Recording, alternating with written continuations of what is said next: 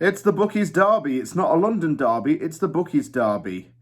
And it will tonally be one for the books.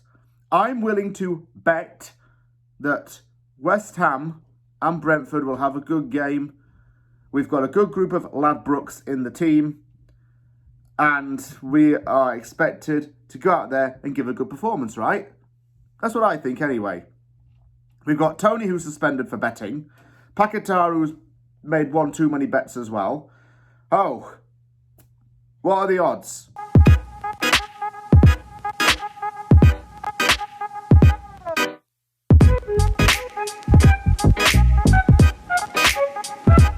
I tried to kind of crack a joke there and it came back to backfire me and I've ended up making myself look a right fool on camera. But Saturday sees West Ham back in action, playing up against Brentford, an East versus West clash. Our second one of the season in terms of the geography. We've already played Chelsea, now we've got to play Brentford. A team that have caused us a lot of difficulty in the past. And actually, I was thinking about this the other day, but have Brentford ever beaten us? Actually, no. Brentford have always beaten us, got a result against us in the Premier League. Have we ever beaten them, though? I don't think we have, if my memory does serve me correctly. I mean, I don't even know if we've even played each other for a hell of a long time, even prior to Brentford getting into the Premier League. I mean, look at it this way. Brentford was in League One or League Two for the most part at a stadium in which had a pub on every corner of the ground. West Ham was at the bowling ground still. So, how far have both teams come? Quite a long way, really. But Brentford's story is truly a magical one.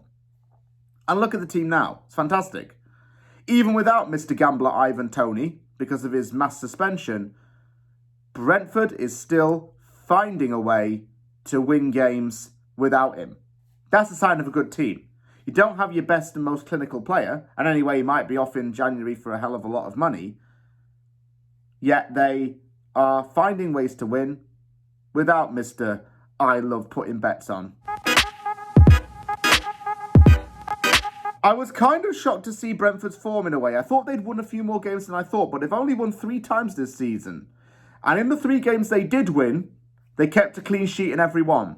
This includes a 3-0 win away at Fulham, a 3-0 win at Burnley, and a 2-0 win recently against rivals Chelsea. They've also drawn a few games. They drew in the opening game of the season against Tottenham Hotspur. They drew against Crystal Palace 1-1. They drew against Bournemouth 2-2. And also drew 1-1 against Nottingham Forest. Against London teams, they've got a decent record. I have to say, they love playing in the capital. It's something they always get really piped up for. And they always put in a good shift.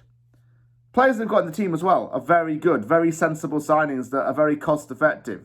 For them, it used to be about selling for a major profit. Look at what happened with Saïd Benrahma and Ollie Watkins. And other players of the sort. Neil Maupay even at one point.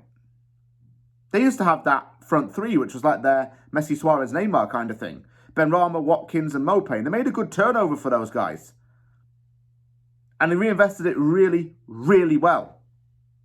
And got into the Premier League with it.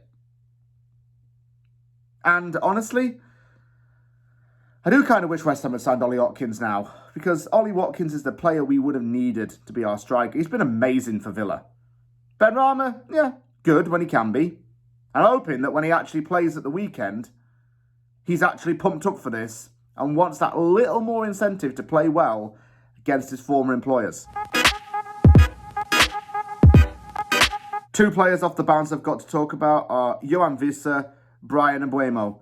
Those guys score against us often. Those 2 are really, well, comfortably filling in for Tony's absence. They always have done, really. They've always been a good supply line, or even more so, goal scorers for this team.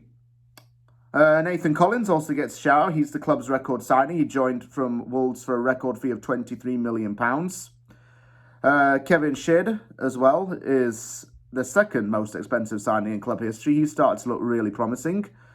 Ethan Pinnock and Rico Henry are very good defenders. I would have liked Rico Henry at West Ham at some point, you know. I really would have. Ethan Pinnock's declared that he wants to play international football for Jamaica, too.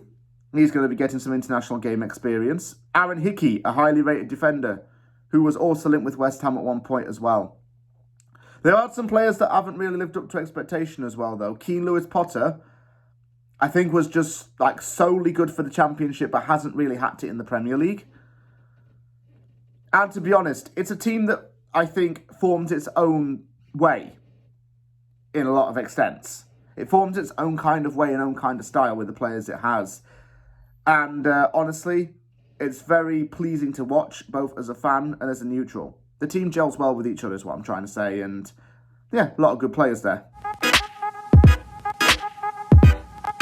Algerian international attacking midfielder Saïd Benrahma came to prominence in England after he joined Brentford.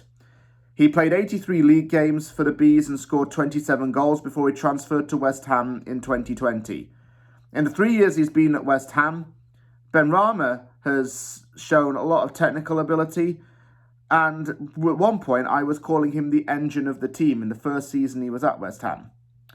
A Will Salthouse client, it was obvious that Benrahma was going to sign, although I do remember that he nearly failed the medical and that everything was absolutely kind of like that, risky, but he joined and it was happy days. Scored a penalty in the final of the Conference League as well, which kind of cements him in West Ham folklore. You know, great guy to vibe with, gets on well with our French players, and Brentford fans may not miss him, but they may miss him at the same time. I know West Ham fans have liked Benrahma for what he's worth as well. Yeah, good player, I suppose, in a lot of ways. West Ham's going to be without Lucas Paquetá and Edson Alvarez, so I would assume that Benrahma would start this, and maybe Souček drops back, and possibly Fornal starts. Just some wishful thinking from me. Because of these changes, though, and the boost we got from the win against Arsenal, I'm willing to bet, sorry, that word again, that we are going to draw this game at least. I'm going to go with a 1-1 draw. Although it's not like Brentford to not score a hell of a lot of goals. I'm just going to say 1-1, make it a fair draw, and see if West Ham can grind out for a win. But we need to learn just from the Arsenal game not to sit back, go for it, and then we'll be fine.